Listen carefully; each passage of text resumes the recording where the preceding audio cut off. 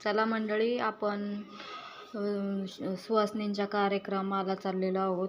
तर आपल्या पाहुण्यांच्या इथे सुवासिनींचा कार्यक्रम आहे, तिथं आपल्याला आमंत्रण आहे. तर रस्त्याचा आनंद घेत घेत आम्ही निघालो होतो. हा आमचा कॅनेलचा रस्ता, कॅनेलच्या खालूनच तळं आहे, भरपूर पाणी आहे तळ्याला. आता तेच पाहत होतो आम्ही. आम्हाला ते वरदानच आहे. कॅनेल हा सुद्धा आमच्यासाठी किंवा वरदान आहे. आणि त्यानंतर आता हे तळं झालेलं हे सुद्धा आम्हाला जरी नसलं तरी आजूबाजूच्या लोकांना याचा खूप फायदा होतो. तर ही सुद्धा आनंदाची बाब आहे. तर कॅनेलला तर आत्ता सध्या पाणी नाही आहे, पण हाच कॅनेल पाणी असल्यानंतर उन्हाळ्यातसुद्धा इतका सुंदर दिसतो आणि प्रत्येकजण आतुरतेने वाट पाहत असतो कधी कॅनेलला पाणी येईल. तर येऊन पोचलेला होता आपण पाहुण्यांच्या घरासमोरच. अगदी विहिरीचं काम चाललेलं आहे, JCB वगैरे पाहता तुम्ही. तर पोचलो आम्ही. पहिल्यांदा विहिरीचं कामच पाहायला गेलो. सुवासिनींचा कार्यक्रम तसा पूजून वगैरे झाला होता आणि दाखवते मी तुम्हाला.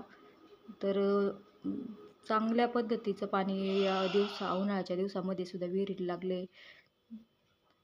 एकदम लक्षपूर्वक पाहिलं तर दिसत असेल तुम्हाला. विहिरीचं पाणी पाहिलं तर समाधान वाटलं. माणूस एवढा खर्च करून कोणतंही काम केलं तर त्याचं चीज होतं. विहिरीला पाणी लागलं आणि तिथं जवळच हे औदुंबराचं झाड दिसलं मला.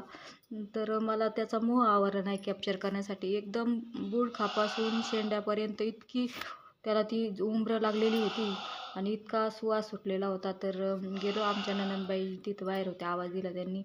हे कृष्ण कमळाचं वेल त्यांच्या दारामध्ये आहे. तर खूप छान फुलं वगैरे. आणि मी सुद्धा त्यांच्याकडून एक फांदी लावण्यासाठी आपल्या दारामध्ये घेऊन आले आणि आलो पुढं. त्यांनी ओटी वगैरे भरली, ब्लाऊज पीस आणि ते कृष्ण कमळाची फांदी ती घेऊन. आणि पुढं जाऊन आता आपल्याला पुन्हा सुवासिनींच्या कार्यक्रमाला जायचं आहे. ते गाणा बांगड्याच्या कार्यक्रमाला जायचं होतं.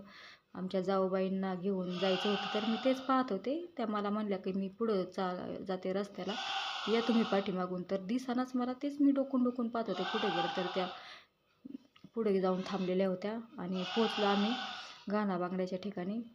तर खूप सुंदर असं डेकोरेशन केलेलं होतं, पाहू शकता तुम्ही. एकदम आता हे नवीन म्हणजे आता हे प्रत्येक ठिकाणी हे डेकोरेशन वगैरे केले जातं, पण खूप माणसाला आठवणी लक्षात राहतात. हे अक्षदा वगैरे तयार केलेल्या होत्या,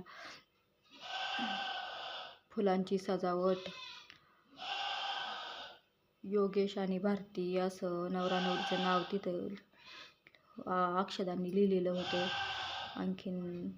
आणि या रंगीत अक्षदा हे सगळ्या सुवासिनींनी मिळून तयार केलेल्या होत्या. ह्या विठ्ठल रुक्मिणीची मूर्ती, हे सगळं आम्ही तिथं पण जेवण वगैरे केलं थोडंसं आणि बांगड्या भरल्या आणि आलो घरी निघून. तर बाय बाय. तुम्हाला आपला व्हिडिओ कसा वाटला कमेंट करून नक्की सांगा आणि आपल्या चॅनलला सबस्क्राईब करा.